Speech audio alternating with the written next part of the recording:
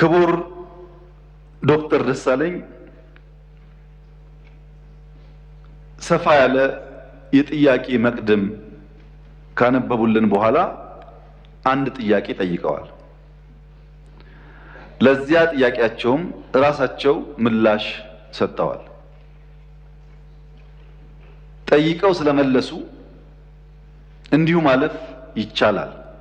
ነገር ግን ለሳቸው ክብር ለዚህ ምክር ቤትም ክብር ሲባል አንዳንዶቹን ነገሮች በግርድፉ አንስቼ አልፋለሁ። አንደኛ ይሄን ጦር ሰባቂ መንግስት በዚህ ልክ ክሪቲሳይዝ ሲያደርጉት ህዝብ እንዳይወጣ፣ እንዳይገባ፣ እንዳይማር፣ እንዳያርስ፣ ማዳበሪያ እንዳይወስድ ያደረገውን ኃይል ምን ነው አላየኸውም አልሰማውም አሉት። በህዝብ መሰብሰቢያ በእርሶ ከተማ ቦምብ ንጹሃን ሰዎች የሚንቀሳቀሱበት ቦታ ላይ የሚያፈነዳን ኃይል ምን ነው ዝም አሉት? ሽማግሌ ላስታርቅ ብሎ ሲሄድ ቄሶች፣ አሮጊቶች በንብርክክ የሚያስኬደውን ከኢትዮጵያ ባህል ውጭ የሚገለውን ኃይል ምን ነው አላቅህም አሉት። ከሁሉ ደግሞ የገረመኝ በእርሶና በእርሶ ፓርቲ ግንባር ቀደም ተዋናይነት የነበረውን የትግራይ ውጊያ ምን ነው የትግራይ ውጊያ ያሉት? አዝማች አልነበሩ እንደ እርሶ? እነዚህ ሳቢዎች የማያውቁት ሀገር ሄዶ ቁርበት አንጥፉልኝ እንዳለው ስጋ በሊታ ያስመስለዋል። ይሄ ተገቢ አይመስለኝም። በእኛ በኩል ያለውን ክሪቲክስ ችግር የለውም እንፈትሸዋለን። እርሶ ግን ትንሽ ሚዛን ቢጠብቁ ጠቃሚ ነበር ብዬ አስባለሁ። ምክንያቱም ለሰላም ምን ያክል ጥሪ እንዳደረግን በዚህ ቤት ጭምር ስለሚያውቁ። ሌላ በጣም የገረመኝ ጉዳይ የእርሶ መንግስት በቄስ ሞገሴዎች ውዳሴ ያሉት እኛ ሰፈር ፊት አውራሪ መሸሻ የሉም፣ ቄስ ሞገሴዎች ምን ያደርጋሉ ነው። ቄስ ሞገሴ ፊት አውራሪ መሸሻ በሌሉበት ህልውና እንደሌላቸው ስለሚታወቅ ባይሆንኛ ጉዱ ካሳዎች ብንባል ያምር ይሆናል እንጂ ቤት በኩል ነው ቄስ ሞገሴዎች እኛ ሰፈር የሚታዩት። ምክንያቱም እኛ ትናንትናን ናፋቂዎች፣ ትናንትናን ለማጽናት የምንሸረግድ ሰዎች ሳንሆን ነገን ለልጆቻችን ለመስራት መጋፈጥ የማይጋባንን ጉዳዮች የምንጋፈጥ ለውጥ ፈላጊዎች ነን። ጉዱ ካሳዎች ነን። ይሄንን እሳቤውን እዚህ ቤት የነበሩት ሐዲስ ዓለማየሁ ላፍታ ተነስተው ጥያቄውና ኢትዮጵያ ውስጥ ያለውን ነገር ቢመለከቱ ምን ነው ያብዬን ወደምዬ የሚሉ ይመስለኛል። መንግስታችን ለክሪቲክስ በጣም ክፍት ነው። ኢትዮጵያ ውስጥ ባልተለመደ ሁኔታ ስልክ ያለው ማይክ የያዘው ሁሉ የሚናገርበት ዘመን ነው ይሄ ዘመን። ሐሳብ በመግለጽ ሰው ይታሰራል ላሉት እርስዎ እዚህ ፓርላማ አካባቢ ከመቅረቡ በፊት የዚህ ፓርላማ አባል ነበርኩ ነኝ። ቅድም እንዳደረጉት አይነት ግላጭ ስድብ አይፈቀድም ፓርላማ ውስጥ። ነበርንበት፣ እናቀዋለን።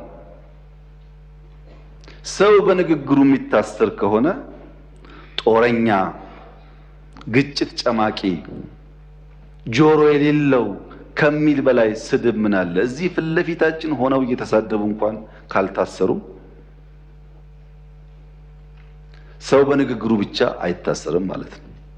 ጦረኛ፣ ግጭት ጨማቂ፣ ጆሮ አልቦች ካሉ በኋላ ልክ እናስገባችኋለን በትጥቅ በ2 ሳምንት 4 ኪሎ እንገባለን ቢጨምሩበት ግን እርሶም አይቀርሉትም ነበር። በመሳደብ አይደለም። ከዚያ አልፎ በኃይል የተመረጠን መንግስት መናድ ሲጨመርበት ነው ጸብ የሚመጣው። ዩቲዩብ ላይ የተናገረ ሁሉ ጋዜጠኛ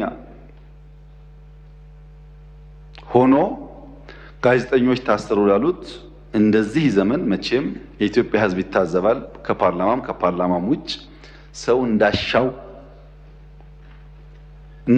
የሚናገርበት ዘመን፣ ሁሉ ጉዳይ ፖለቲካ የሆነበት ዘመን ያለ አይመስለኝም። ይሄ ሲባል ይሄ መንግስት ሆሊ ነው፣ ምንም አይነት እንከን የለውም፣ ስራው ሁሉ የተቀደሰ ብዬ ልመጻደቅ አልፈልግም።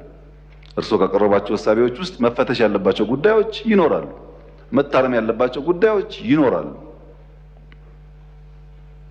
በእስርም በክስ ሂደትም በሌላም ጉዳይ መንግስት ሁልጊዜ ራሱን ክፍት አድርጎ መፈተሽ አለበት። እንከን የለኝም የሚል መንግስት አያድግም። ነገር ግን ሚዛን ሲጠፋ ለሚሰማውም ትውልድ ለእርሶም ፓርቲ ጉዳት ያለው ስለመሰለኝ ነው። ምክንያቱም ይሄ መንግስት አሁን ያለው መንግስት የእርሶ ፓርቲ መንግስት ሆኖ ያቋቋመው ነው። የእርሶ ፓርቲ ሊቀመንበር የኔ ካቢኔ አባል ናቸው። የእርሶ ፓርቲ አመራሮች በአማራ ክልል፣ በአዲስ አበባ ክልል ውስጥ፣ በአዲስ አበባ ከተማ ውስጥ አመራሮች ናቸው። በጋራ የምንመራው መንግስት ነው። እናንተም ስላላችሁ እኛም ስላለንበት ሰዎችም ስለሆን ስንፍናዎች ይኖራሉ፣ ድካሞች ይኖራሉ፣ መታረም የሚገባቸው ጉዳዮች ይኖራሉ። ለምሳሌ ጦርነት በሚመለከት ወደ ኋላ መለስ ብለው የኢትዮጵያን የ100 ዓመት ታሪክ ይመልከቱ። በ100 ዓመት ጊዜ ውስጥ 7 ዓመት ሙሉ ከአንድም ጎረቤት ጋር ያልተዋጋ ብቸኛው መንግስት የኛ መንግስት ነው። ባለፉት 7 ዓመታት ከየትኛውም ጎረቤት ጋር አንድ ጥይት አልተኮሰም። እኔ በታሪክ የማውቀውን ሳይሆን በአካል የማውቀውን ግን ላስታውሶ በ83 ገብቶ 84 መንግስት የመሰረተው የኢህአዴግ መንግስት እስከ 90 ዓመተ ምህረት ባለው 6 ዓመት ጊዜ ውስጥ መጀመሪያ ከሳውት ሱዳን ኢታንግ ላይ፣ ቀጥሎ ከሱዳን፣ ቀጥሎ ከኤርትራ ውጊያ አካሂዷል። በኋላ የሶማሌውን ሳይጨመር ማለት ነው። በ7 ዓመት ጊዜ ውስጥ በደርግም የሚያውቁት ታሪክ ነው። በንጉሱ ጊዜም እንዲሁ ባለፉት 7 ዓመታት ከአንድም ጎረቤት ጋር ያልተዋጋ ነው። የሚያጋጩ ጉዳዮች ስለሌሉ ሳይሆን ግጭት ጉዳት አምጪ እንደሆነ ስለምናቅ ነው፣ ስላደግንበት ስለምናቀው ነው። በሀገር ውስጥ ቤኒሻንጉል ጋር ታጣቂዎች በሰላም ተደራድረን አላስገባንም። ይሄ አይታወቅም፣ ለምክር ቤት አያውቀውም። ኦሮሚያ ውስጥ በጣም በርካታ ሴክቶች እንደገቡ አይታወቅም። በአማራ ክልል ባለፉት 2-3 ቀናት ብቻ ከ70 በላይ ሰዎች በሰላማዊ መንገድ ገብተዋል። 2-3 ቀን ብቻ። በአፋር ክልል፣ በሶማሌ ክልል በርካታ የሰላም ድርድሮች ተካሂደዋል። ለዚህ ነው መጠነኛ ለውጥ መሻሻሎች ያሉት።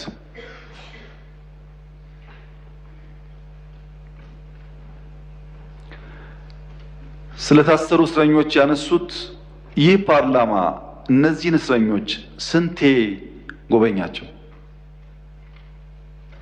ሄዳችሁ አላያችሁም? አልጎበኛችሁም? በሚዲያ ይቻል ውስጥ ጎበኙ።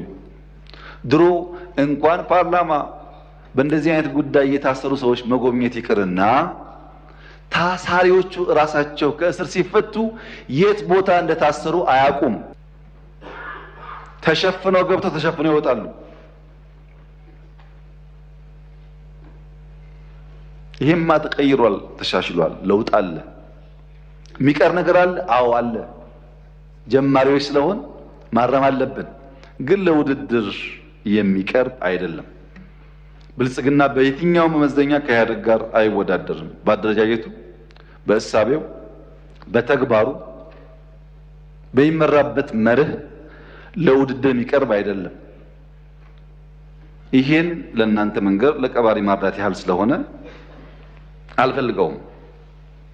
እኛ ተመርጠን ሳለ ሙሉ በሙሉ ብቻችንን መንግስት መሆን ስንችል በህግም በሞራል የለም ለሰላማችን ሲባል ከሚፎካከሩ ኃይሎች ጋር በጋራ መንግስት እንፍጠር ያልነው ሰላም ፍለጋ ነው። ሰላም ፍለጋ ነው። የታጠቀ ኃይሉ በነፃ ይግባ ሳይጠየቅ ይግባ ብለን ያወጅነው ሰላም ፍለጋ ነው። በየመድረኩ ሰላም ሰላም ሰላም እንለውም የሰላም ፋይዳ ስለሚገባ ነው። ኢንክሉሲቭ ናሽናል ዲያሎግ ኢትዮጵያ ውስጥ ሲለመን የከረመ አጀንዳ ነው። ጠቃሚ ነው። በሺህ የሚቆጠር ሰው ያለውን ማንኛውም ሐሳብ በነፃነት እያነሳበት ያለ አውድ ነው። ይሄ መጠናከር አለበት፣ ጠቃሚ ነው። በአንድ በኩል ችግር አለ፣ ህገ መንግስቱ ይቀደድ ይባላል። የለም እኛ አንቀድም፣ ህዝብ አወያይተን አማክረን ሁሉም ሳይኖሮት ነው የሚቀየረው ደግሞ ሲባል ፕሮሰሱን አንፈልግም ይባላል። አብሮ አይሄድም። ለምሳሌ ከፍትህ ስራ ጋር ተያይዞ የተነሳው በአንድ በኩል ክስ አቅርባችሁ ክሱ ተጓተተ ይባላል። የኛ ስራ ወንጀለኛ ላልነው ሰው ክስ ማቅረብ ነው። መልሰን ፍርድ የምናስፈርድ ከሆነ የሚታሰበው የቼክ ኤንድ ባላንስ ጉዳይ ጠፋ ማለት ነው። ባይከሰሱ ሳይከሰሱ ታሰሩ ይባላል። ታስረው ከተከሰሱ ግን መንግስት ሚናውን እየተወጣ እንዳለ ቢወሰድ ጥሩ ይመስለኛል። ይሄ ሆኖ ነፃነት ለማስተዳደር ችግር አለ። ዲሞክራሲን፣ ነፃነትን፣ ህግን በቅጡ ልምምድ ስላልነበረን አሁን እንቸገራለን። ለዚያም መንግስት መታገስ ይኖርበታል። በብዙ ባለፈው ፓርላማ ላይ ድርድር እያካሄድን ነው ከተቃዋሚዎች ጋር ብያችሁ ነበር። ከኦነጎችም አማራ ክልል አካባቢ ካሉ የሚንቀሳቀሱ ኃይሎችም ድርድሮች ነበሩ። በነገራችን ላይ በአማራም በኦሮሚያም በየትኛውም ጎጥ ያለ የጎበዝ አለቃ በየትኛውም ጎጥ ያለ በግራም በቀኝ ይደራደራል። እኔ አይደለሁም እሱ ነው ይላል እንጂ ሲወጣ ይደራደራል፣ ሽማግሌ ይልካል። ልክ እኔ ካልኩ በኋላ ግን የሚደራደረው ኤክስ ነው፣ መደራደር ተገቢ አይደለም ብሎ የሚዘምተው ደግሞ ራሱ የሚደራደረው አካል ነው።